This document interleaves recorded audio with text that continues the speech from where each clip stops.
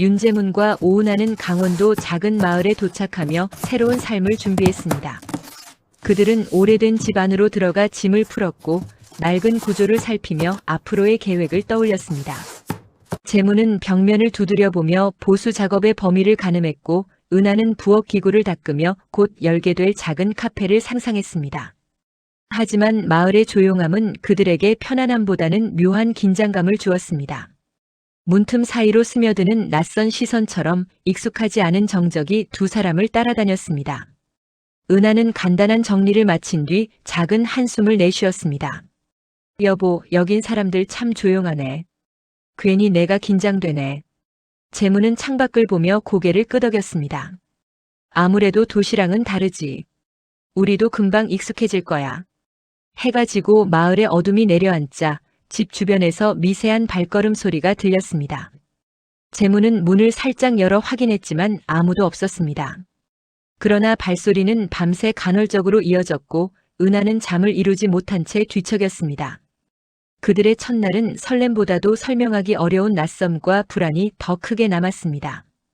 그리고 이 작은 조짐이 앞으로 닥칠 큰 사건의 그림자라는 사실을 부부는 아직 알지 못했습니다. 귀촌한 지 일주일이 되자 마을 유지 정만호가 갑작스레 부부를 찾아왔습니다. 그는 환한 웃음을 머금고 집 현관 앞에서 손을 흔들었고 부부는 예의상 그를 집 안으로 들였습니다. 정만호는 이 지역에서 사업을 도우며 많은 사람을 도왔다는 말을 반복하며 경험을 강조했습니다. 재문은 그의 말투와 태도에서 어딘가 과한 친절을 느꼈고 마음 한켠에 작은 의심을 품었습니다. 그러나 은하는 도움을 준다는 말에 호기심을 느끼며 그의 말을 귀담아 들었습니다. 정만호는 준비된 듯한 종이 뭉치를 꺼내 보이며 말했습니다. 여기 적혀 있는 대로만 하면 카페 금방 세울 수 있어요. 제가 다 도와드릴게요. 은하는 종이를 들여다보며 고개를 끄덕였습니다. 도와주신다니 참 고맙네요.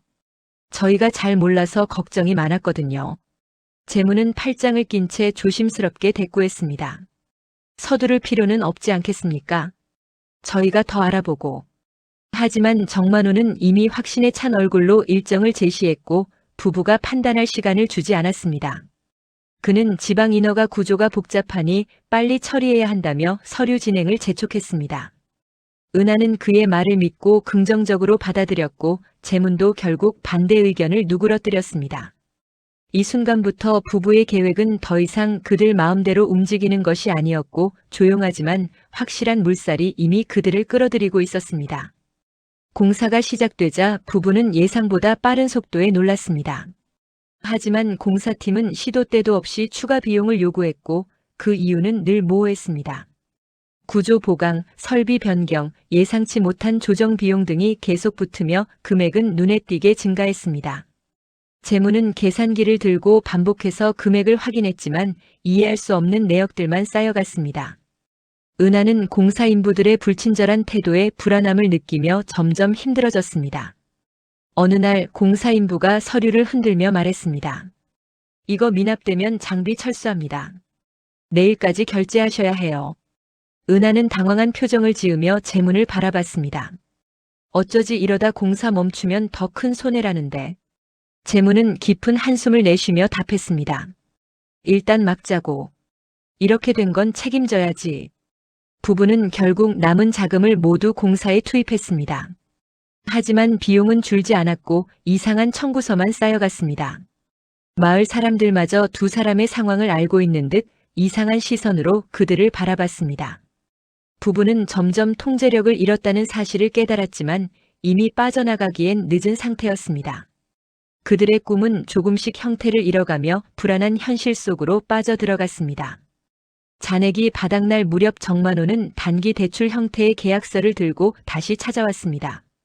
그는 미납된 비용을 대신 갚아주겠다며 서류만 서명하면 된다고 말했습니다.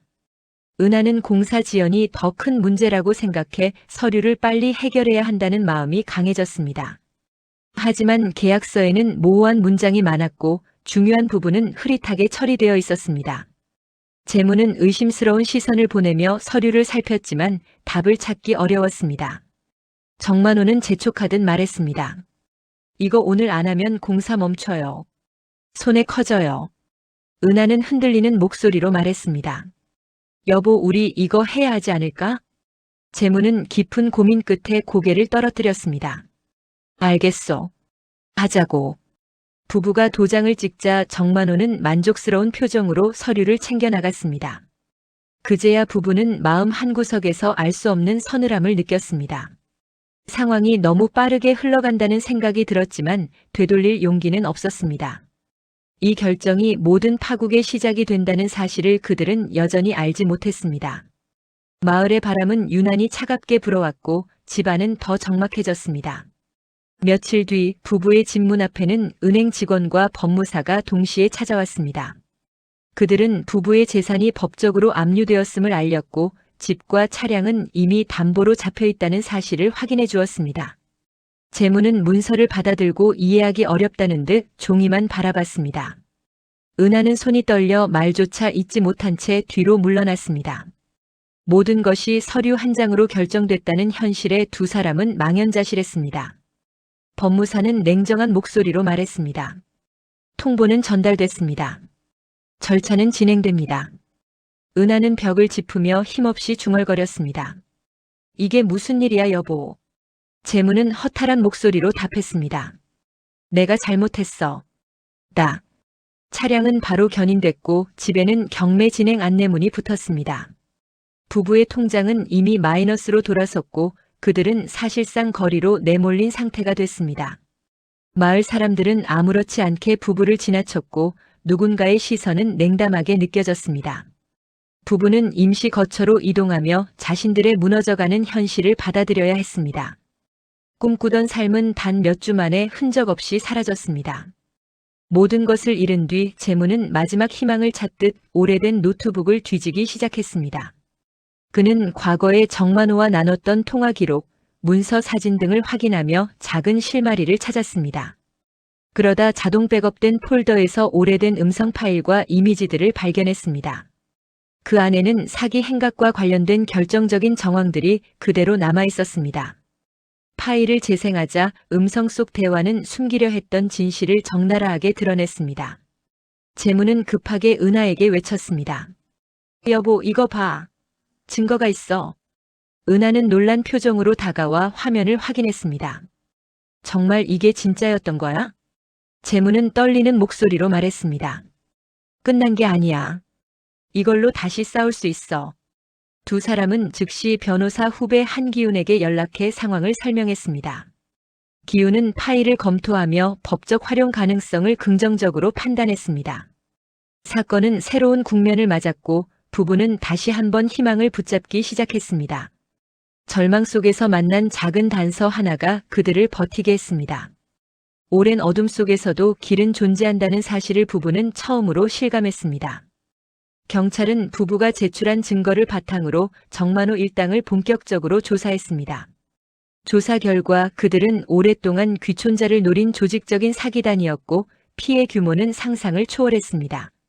언론은 이 사건을 대대적으로 보도하며 여론을 움직였고 더 많은 피해자들이 목소리를 내기 시작했습니다. 정만호는 자신은 억울하다며 모든 책임을 회피했지만 증거가 공개되자 결국 진술을 번복했습니다. 부부는 법적 절차를 통해 빼앗긴 자산 일부를 돌려받을 가능성이 생겼습니다. 재무는 조사실 앞에서 한기훈에게 말했습니다. 기훈아, 내가 아니었으면 우린 끝났을 거야. 기훈은 차분하게 고개를 끄덕였습니다.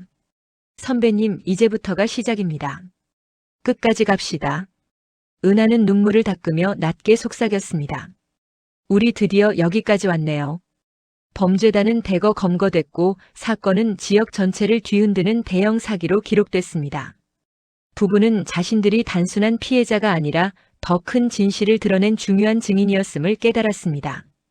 두 사람은 다시 무너진 마음을 세우기 시작했습니다. 삶의 방향은 아직 불확실했지만 희망은 분명 다시 피어나고 있었습니다. 사건이 마무리된 뒤 부부는 도시로 돌아가지 않고 작은 임대주택에서 새 삶을 시작했습니다. 그곳은 크지 않았지만 조용하고 따뜻했습니다. 재무는 귀촌을 준비하는 사람들을 위해 사기 예방 상담을 자발적으로 이어갔습니다. 은하는 심리 회복 프로그램에 참여하며 자신처럼 상처받은 사람들에게 위로를 전했습니다. 두 사람은 더 이상 재산이나 성공을 지표로 삼지 않았고 하루를 무사히 보내는 것의 소중함을 배웠습니다. 은하는 텃밭을 가꾸다 말고 재문을 바라보며 말했습니다. 여보, 우리 참 많이 버텼네. 재문은 미소를 지으며 고개를 끄덕였습니다. 그럼. 아직 할 일도 많고 살아갈 날도 있지. 은하는 부드럽게 웃었습니다. 이제야 좀 숨이 쉬어지네. 옛집은 범죄 현장으로 폐쇄되었고 사건은 귀촌 교육 자료로 활용되었습니다. 부부는 아침마다 산책하며 조용한 일상을 되찾았습니다. 더는 무엇을 잃을까 두려워하지 않았고 서로를 지켜준 시간만을 감사하게 여겼습니다. 삶은 더딜지라도 그 속에 잔잔한 평온이 자리 잡았습니다. 그리고 두 사람은 깊어진 서로의 존재를 다시금 마음에 새기며 새로운 하루를 맞이했습니다.